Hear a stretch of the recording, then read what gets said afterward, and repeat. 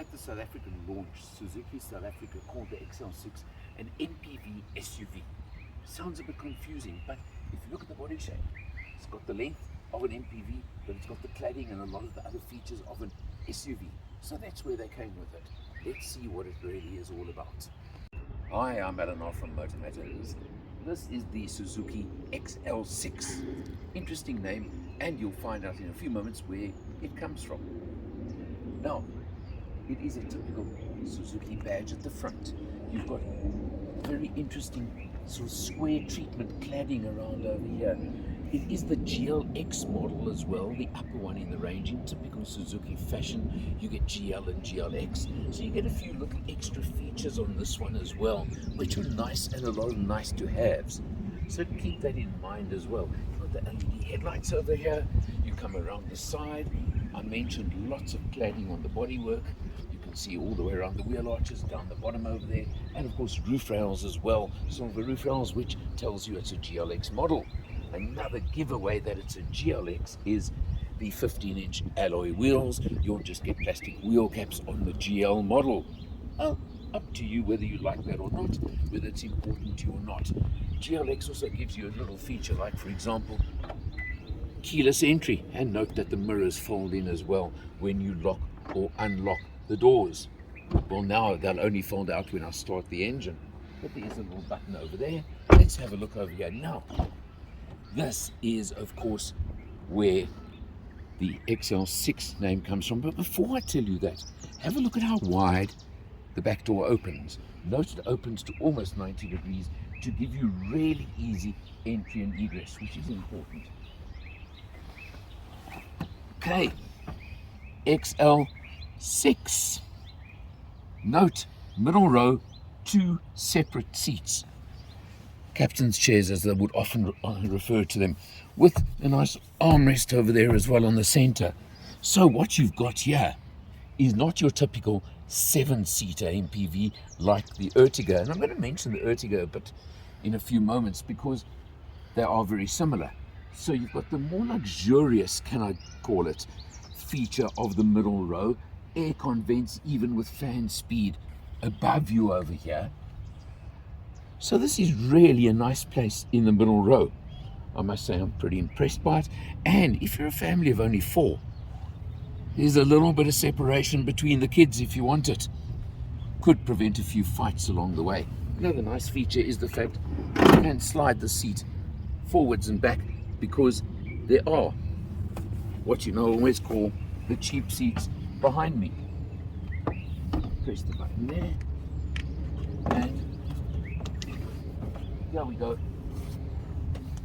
into the 2 rearmost seats, which depending on where you want to place the middle row, you can see you've got more or less legroom, but they're not bad.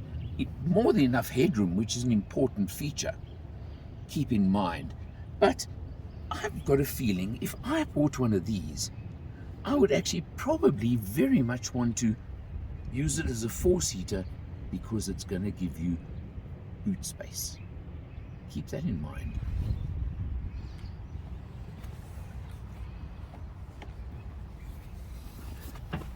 Getting myself out may be a little bit of a task, but it's not that bad.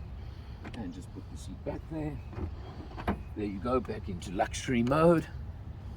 You come around to the rear over here, and you'll see very simple, very straightforward. You've got the skid plate at the back. You've got features like that.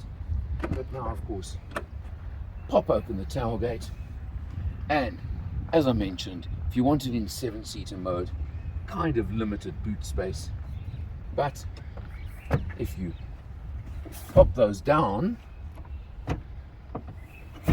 and now we do the Allen test as a 4-seater. This is probably at least a 2.5 Allen boot with it in 4-seater mode. Now this could be a great way to travel around and do your traveling and family touring. So think of it in that respect. Like so many models in the Suzuki range, the XL6 is powered by that 1.5 litre KB15 engine that gives you 77 kilowatts 138 Newton meters of torque, driving the front wheels through a choice of a 5-speed manual or 4-speed auto. We've got the manual version here right now.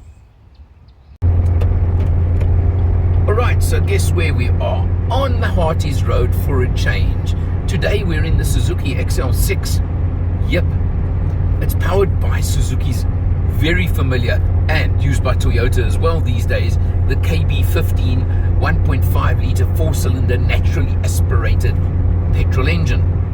77 kilowatts, 138 Newton meters of torque, driving the front wheels through a very light, slick, easy, comfortable 5-speed manual gearbox. You can choose a 4-speed auto as well if you really want. But now look, the XL6 is a bit of an exception to everything. And I say that because it's the 6-seater. Yeah, you get plenty 7-seaters, but barring a couple of very expensive large SUVs that give you the 6-seat option as opposed to 7 seats, this one of course is at the value end of the market price-wise. But it still gives you a pair of captain's chairs in the middle row, so you've got the absolute comfort and space. Obviously with the third row of seats up, your boot space is limited. But I was saying, and I was thinking to myself, imagine using this as a 4-seater, really comfortable, 4 separate captain's chairs and cruising down on your holiday with tons and tons of space in the back for your luggage because of the fact that you're not using those rearmost seats. It could make lots of sense for that. As I say, it is the anomaly in the market, being, I can't think of anybody else that offers 6 seats in this kind of category.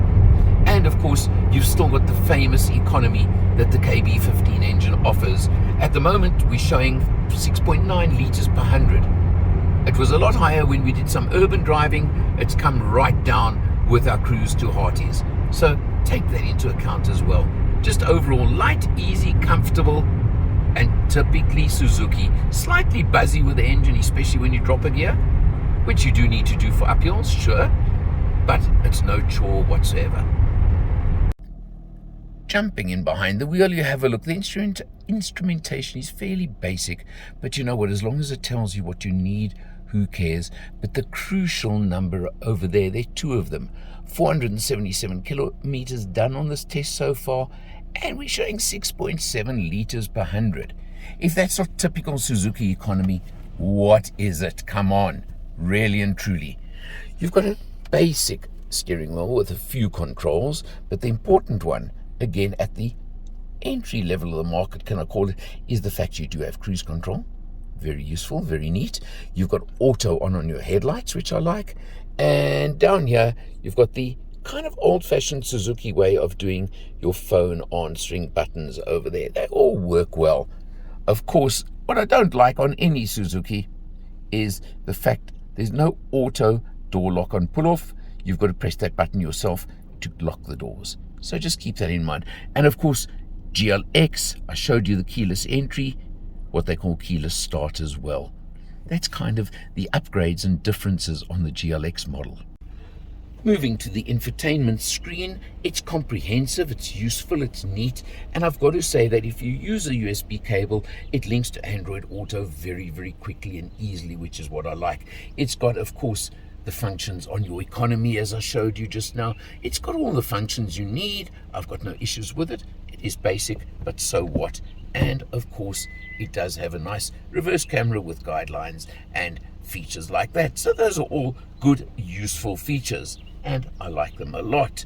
You've got sort of a plasticky fake wood trim over here, but it all looks very neat, feels well put together in typical Suzuki fashion. Below that over here, you've got your air conditioning system, which works nicely, got proper buttons and knobs, again, exactly what you want. Over here, you've got a single USB, and unless I'm mistaken, it is the only USB in the car, which to me could be a bit of a negative if you're wanting it as family use, and a 12 volt, and a nice place over here for your phone, which unfortunately doesn't have inductive charging, but I think I'm asking a lot. And then the cup holders, which actually do have vents for air conditioning. Quite neat, I must say that. Manual 5-speed gearbox, light, easy, just ease of operation in every respect makes life so easy, makes it so pleasant, and an old-fashioned handbrake. Why not? Your seats on the GLX model are trimmed in an artificial leather. You of course just get your plain cloth on the GL model, and note again aircon vents over here above. So it's got a lot of these little features, can I call them that? And those are what are important and what make a difference to me. So GL to GLX, you're getting the alloy wheels, you're getting a two-tone paint job, you're getting the keyless entry and keyless start, you're getting the artificial leather. I think you're seeing where I'm going on the difference between the two models, because there is basically a 16,000 Rand price difference between the two, which is not bad. So why am I telling you a price difference? Why don't I tell you a price? Well, this one, as we're in it, is 360,900 Rand, 345 for the GL model, and you can add roughly 20,000 Rand if you want the automatic versions to either one of those. So what is the XL6 all about? Well, it's slightly wider, slightly bigger than an Ertiga, which is a utilitarian 7-seater vehicle. This one is more plush, more luxurious, more family orientated within the category. And I've got to say that because it's still at a really, really good price. It's also, I can't think of anything else that compares directly with this car as a 6-seater MPV, SUV, etc., etc. And of course, you still get famous Suzuki economy. The engine, we all know that 1.5, the KB15. I don't have to say anything about that one either. And on this one, you get a 4-year, 60,000 kilometer service plan thrown into the deal, as well as Suzuki's 5-year, 200,000 kilometer warranty. The fact that Suzuki are selling roughly 5,000 cars every month in South Africa these days and are entrenched in the number 3 slot as manufacturers, I think tells you a lot. If it suits your life and suits your lifestyle, this is a really, really interesting choice. For MotorMatters, I'm Alan R, and I'll see you next time.